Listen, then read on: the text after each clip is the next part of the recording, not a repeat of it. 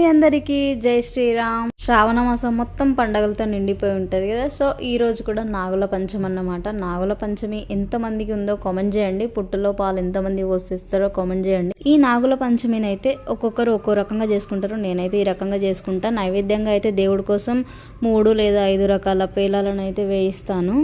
First అయితే ఇంట్లో ఉన్న శివలింగానికి అండ్ నాగేంద్రునికి అయితే పూజ చేసుకున్నాను.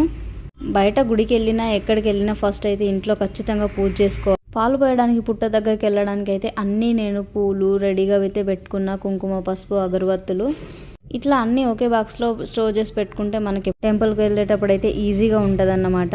అలాగే మీరు నాగుల పంచమిని ఎట్లా జరుపుకుంటారో కామెంట్ చేయండి. ఇక్కడ నేనైతే వస్త్రం కూడా ప్రిపేర్ చేసుకుంటున్నాను అన్నమాట. వస్త్రం కూడా ఖచ్చితంగా వెయ్యాలి కాబట్టి ఈ రోజు అయితే మా ఇంట్లో వాళ్ళ ఆనవాయితీ ఏంటంటే నవ్వుకోకండి ప్లీజ్, ఎందుకంటే తల దువ్వుకోకూడదంట. అండ్ ఏ కూరగాయలు కానీ అవి కట్ చేయకూడదు.